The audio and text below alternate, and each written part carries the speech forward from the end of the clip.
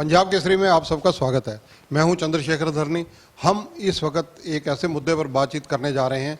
मुद्दा बहुत गंभीर है। लोकतंत्र की रीढ़ की हड्डी का काम करता है आम मतदाता, क्योंकि 5 साल में उसे एक मौका मिलता है, वो अपने वोट के माध्यम से सरकार चुनता है। लेकिन जैसा कि इस बार पहली बार जो मतदान लोकसभा चुनावों को लेकर हुआ, वो ट्रेंड कहीं ना कहीं 9% वोट कम पड़ना चिंताजनक पहलू है। इन सब मुद्दों के ऊपर गंभीरता से जानकारी लेने के लिए हम आज बातचीत करेंगे राम नारायण यादव जी से। संविधान के जानकार हैं, विधानसभा हरियाणा में स्पेशल सेक्रेटरी रिटायर हुए हैं, पंजाब विधानसभा के एडवाइज़र रहे हैं। अध्ययन करना इनका शौक है, रिसर्च करते हैं सारे मामलों की। राम नारायण जी, आपका स्वागत है पंजाब केसरी में। धन्यवाद जी। यादव साहब, जिस प्रकार से लोकसभा चुनावों के अंदर पहले राउंड में 9% वोट कम पड़ी, कहीं ना कहीं देश में ये देखने को मिल रहा है कि मतदाता वोट डालने से बच रहा है, जा नहीं रहा। इसका क्या कारण मानते हैं, कैसे इसका मूल्यांकन करेंगे आप? देखिए धरनी जी, सबसे पहले तो मैं अपनी बात को यहाँ से स्टार्ट करता हूँ कि हमारे इलेक्शन कमीशन ऑफ इंडिया ने ये बात स्टार्ट की है कि राइट टू वोट उनका प्रोटेक्ट किया हुआ है फ्री एंड फेयर इलेक्शन कराने के लिए। इस वजह से हमारे जो वोटर्स हैं उनको अपने राइट का डालने के लिए, अपने इस अधिकार को करने के लिए अपनी ड्यूटी को निभाना चाहिए। ये उनकी ड्यूटी बनती है और उनका ये प्रोटेक्शन भी दी हुई है। तो सबसे पहले मैं दर्शकों को ये बता देता हूँ कि एक हमारी साधारण सी ये धारणा रहती है कि हम सरकार निर्वाचित कर रहे हैं, हम एक सदस्य निर्वाचित कर रहे हैं। सदस्यों से हमारा सदन बनता है। सदन ही जब हम देखते हैं कि election commission of India section 73 में रिप्रेजेंटेटिव्स ऑफ पीपल एक्ट में गठन करता है हाउस का, तो गठन हाउस होने के बाद में फिर leader of the house elect होते हैं, जिसको प्राइम मिनिस्टर या चीफ मिनिस्टर कहते हैं। तो ये जनता को पता होना चाहिए, हमारे वोटर्स को, कि हम सदस्य इलेक्ट कर रहे हैं। अब बात क्यों कि सदस्य ही वो आदमी हैं जो जनता की सेवा करता है, और वो ही वो आदमी हैं जो प्रशासन, शासन और लेजिस्लेचर और जनता के बीच में एक कड़ी के रूप में काम करता है। तो सबसे इम्पोर्टेंट जो चीज़ है वो सदस्य के चुनाव की है। फिर देखी जाती है कि स्टेबिलिटी और स्ट्रॉन्ग गवर्नमेंट। तो ये हमारी चीज़ इस बारे में आती है। इस वजह से हमारे जो वोटर्स हैं उनको, हमारी जैसे इलेक्शन कमीशन ने कई दफ़े हर चीज़ में बड़ी कोशिश की है कि ज़्यादा से ज़्यादा इन्वॉल्वमेंट वोटर्स की हो, और उन्होंने काफ़ी इंसेंटिव्स भी दिए हैं, उन्होंने ट्रेनिंग्स भी दी है, उन्होंने हमारे जनरल पब्लिक की इन्वॉल्वमेंट भी की हुई है कि वोटर डालें। लेकिन अब ये जो कम वोटिंग हुई है, ये एक फिनोमेना शुरू से ही 51 के बाद चलता आ रहा है कि 7-7, 8-8% का नीचे ऊपर ये चलती आ रही है, और ऐसी कई बार हुई भी है। तो ये एक हमारा प्रोसेस है। एक चीज़ और मैं आपसे जानकारी लेनी चाहूँगा कि अगर देश आज़ाद हुआ 1947 में, उसके बाद से लेकर आज तक का मूल्यांकन करें, आपकी रिसर्च है इस मामले में, कि कब कब कम मतदान हुआ, कब कब ज़्यादा हुआ, इसकी कोई जानकारी अगर आप हमारे दर्शकों को दे पाएँ। हाँ, देखिए, ऐसी जानकारी भी है कि कितने कितनी परसेंटेज वोट इनकी वोटों की हुई है। मैं आपको इसके बारे में थोड़ी जानकारी बता देता हूँ। जैसे कि 1951 में जब वो हमारी जो सीट थी वो 489 थी, और उस टाइम 17.25 करोड़ के करीब हमारे मतदाता थे, और परसेंटेज थी 44.87। और ये नेक्स्ट इलेक्शन में ही जाके 1957 में 45% हो गई थी, और आगे चल के 61%, 67 में हो गई थी। तो इस तरह ये अप्स एंड डाउन्स परसेंटेज में होती रही हैं, और ये फिनोमेना इस तक 2024 तक चलता रहा था, जब 2009 में 58.21 के करीब थी, और एक साथ 2014 में ये 66.44% के करीब हो गई थी। तो 8% का एक साथ अप गया था, और 2009 में तो ये 67% हो गई थी। तो अभी हमारा एक चरण का हुआ है, आगे भी होगा। और इसमें जैसे हमारी यूथ की इन्वॉल्वमेंट सबसे ज़्यादा है। यूथ के करीब जो नई वोट बनी हैं वो 1,86 लाख से ज़्यादा है, और उसमें भी ऐसे कि जो 18 से 19 साल के यंगस्टर हैं उनके लिए हैं। और दूसरी बात ये है कि एनआरआईज की वोट्स भी बनी हैं और थर्ड जेंडर्स की भी वोट बनी हैं। और इसमें सबसे बड़ी है कि सीनियर सिटीजन्स को वोट डालने के लिए बड़ी इंसेंटिव्स और फैसिलिटीज़ दी हुई हैं। तो हमें उम्मीद है कि सब लोग अपने इस मताधिकार का इस्तेमाल करेंगे और जो इस तरह के उतार चढ़ाव परसेंटेज में होते रहे हैं ये ज़्यादा से ज़्यादा वोट डालने करेंगे, क्योंकि वोटर्स की यही तो एक आवाज़, यही तो एक चीज़ है जो अपनी आवाज़ उठा के अपनी हक की बात कह सकते हैं। ये एक पॉलिटिकल डिसीजन ले सकते हैं कि हम इनके हक में हैं या इनके खिलाफ है। देखिए, इलेक्शन कमीशन पूरी कोशिश कर रहा है कि मतदाता ज़्यादा से ज़्यादा मतदान करें, ये आपने भी जिक्र किया, हम भी देख रहे हैं। इसमें यूथ मतदाता कहीं ना कहीं पीछे रह रहा है, बैकफुट पर जा रहा है। जो पहला चरण का मतदान हुआ, बुजुर्ग जो है वो ज़्यादा मतदान कर रहे हैं। और मैं कुछ एग्जांपल आपसे जानकारी लेना चाहूँगा। जब कई कैंडिडेट 500, 700, 1000 वोट से हार जाते हैं, कोई 5, 4, 10 वोटों से हार जाते हैं, तो मतदाता की भूमिका तब नज़र आती है कि कितना महत्वपूर्ण है मतदाता।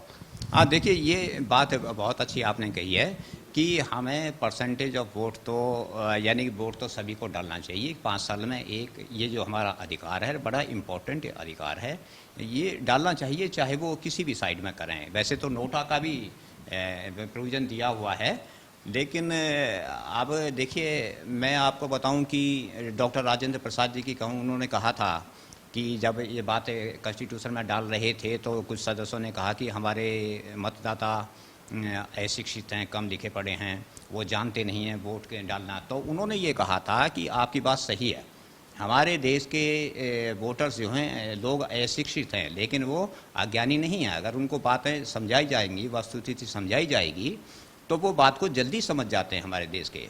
तो यही बात यहाँ पर आती है कि अगर हमारे यूथ को या किसी दूसरे को भी समझाया जाए, सही बात बताई जाए वस्तुस्थिति कि तुम अपने इस अधिकार का प्रयोग करो, तो वो बाहर निकलेंगे और उनको वोट अपनी डालनी चाहिए, क्योंकि उनका अपना भी इंटरेस्ट है, नेशनल इंटरेस्ट भी है और पब्लिक इंटरेस्ट भी है। कुछ एग्जांपल भी अगर आपको ध्यान हो तो आप, क्योंकि आपके रिसर्च वर्क बहुत है, तो ये बताइए कि जैसे 500-700 वोट, 5, 4, 10 वोट, कोई ऐसे 2-3 एग्जांपल दिमाग में आ रहे हो? हाँ, देखिए ऐसी तो हमारे हरियाणा में ही हैं। वो रोहतक से हुड्डा साहब का, चौधरी देवीलाल जी का हुआ था, तब 500 वोट से कम का ही उन्हें मार्जिन रह गया था। और ऐसे एमएलएज भी हैं जहां 3-3 वोट का और 11 वोट से और 21 वोट से हार जीत हुई थी। वो बेशक वो सुप्रीम कोर्ट में या हाई कोर्ट में गए हों, लेकिन जीत तो जीत ही है ना। तो इस प्रकार हमारे जो वोटर्स हैं उनको आना चाहिए और अपने अधिकार का प्रयोग करना चाहिए, और उनको सदस्य ऐसे चुनने चाहिए कि जैसे हमारे संविधान निर्माता अपनी उम्मीद करके गए थे कि वो ईमानदार होंगे और अपने इंटरेस्ट से ऊपर नेशनल इंटरेस्ट और पब्लिक इंटरेस्ट रखने वाले होंगे और स्टेबल गवर्नमेंट दे पाएंगे। तो इस वजह से हमारे वोटर्स को निकलना चाहिए और निकलेंगे भी और वोट डालनी चाहिए। और जैसे कि इलेक्शन कमीशन ने फैसिलिटीज़ भी प्रोवाइड की हुई हैं, उनको अवेल करते हुए और अपने लोकतंत्र को बड़ा तो है ही, उसको मजबूती बनाने का काम करेंगे। यादव जी, 9% वोट पहले चरण में कम पड़ती है, इसको लेकर आपकी समीक्षा और क्या है, आपकी रिसर्च और क्या है कि कैसे ये सारी चीज़ें जिसको कहा जाए वोट मतदान प्रतिशत बढ़ाया जा सके? देखिए मैं कोई पॉलिटिकल बात तो कह नहीं सकता, मैं तो संसदीय प्रणाली के हिसाब से ही कह सकता हूं कि जैसे कि हमारे गवर्नमेंट मशीनरी जो इलेक्शन कमीशन के प्रोवाइड की हुई है, और इलेक्शन कमीशन और सारी संस्थाएं और पार्टीज़ भी कोशिश करती हैं अपने लेवल पर ज़्यादा से ज़्यादा वोट कराने की। तो मैं तो यही कहता हूं कि इलेक्शन कमीशन और कोशिश के मशीनरी और कोशिश करें और पब्लिक भी इस बात को समझे कि हमारा जो बड़ा लोकतंत्र है वो मजबूत हो, और फैसिलिटी जो उन्होंने प्रोवाइड की हुई हैं, और 85 से ऊपर के जो सीनियर सिटीजन्स हैं उनको तो घर से ले जाने के लिए भी, घर से वोट डालने के लिए भी प्रोविज़न किए हुए हैं। और मैं एक बताऊं कि इलेक्शन कमीशन ने तो यहाँ तक भी कोशिश की थी कि पिछले साल जनवरी में एक कॉन्स्टिट्यूशन क्लब में मीटिंग भी थी सभी नेशनल पार्टीज़ की, मुझे भी उसमें अटेंड करने का मौका मिला था। तो वहाँ यही था, ईवीएम की एक इम्प्रूव्ड मशीन थी आरवीएम, उसको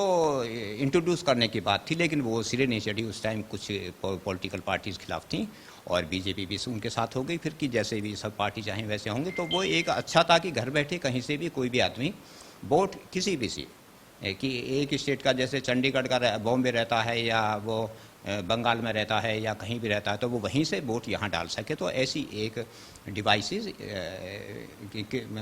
तैयार की थी इलेक्शन कमीशन। भारत के अंदर अगर देखा जाए तो प्रारंभिक दौर में जब भारत आज़ाद हुआ, ये लोकतांत्रिक प्रणाली आई, तो उस दौरान क्या दोहरे मतलब मैं जातीय वर्गीकरण के हिसाब से पूछ रहा हूँ, क्या 2 बार मतदान की भी प्रक्रिया रही? देखिए, ये बात आपने इस तरह की पूछ ली कि मैं एक शताब्दी पुरुष हैं पंडित रामकिशन जी, फॉर्मर एमपी भरतपुर के, और वो कई दफ़े एमएलए भी रहे हैं, उनकी मेरी बातचीत होती रहती है।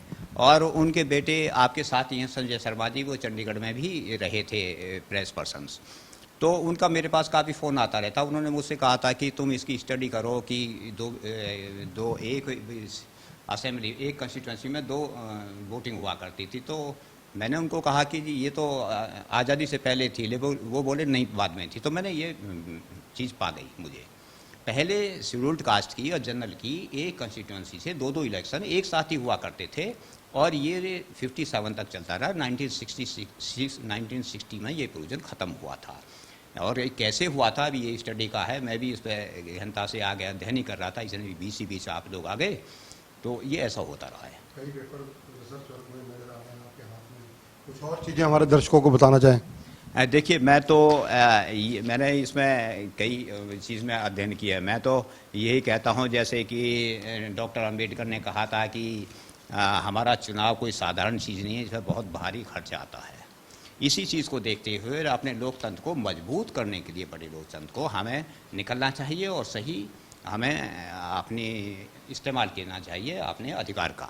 दूसरे, इसके साथ मैं डॉक्टर राजेंद्र प्रसाद का एक बहुत ये बात कही देता हूँ। उन्होंने कहा था कि मैं चुनाव को एक प्रयोग के रूप में देख रहा हूँ, जिसके परिणाम के संबंध में आज कोई भी व्यक्ति भविष्यवाणी नहीं कर सकता, पर मैं इसे आश्चर्यचकित नहीं मानता हूँ। मैं एक ग्रामीण व्यक्ति हूँ और यद्यपि अपने कार्य को करने में मुझे बहुत अधिक समय नगरों में रहना पड़ता है, अतः मैं उन ग्रामीण व्यक्तियों से परिचित हूँ जो महान विधानमंडल निर्वाचक मंडल का एक बड़ा भाग है। मेरी सहमति से हमारे इन लोगों में बुद्धि और साधारण ज्ञान है। उनकी एक संस्कृति भी है जिसको आज की आधुनिकता में रंगे हुए लोग चाहे समझें या ना समझें, पर है वह एक ठोस संस्कृति।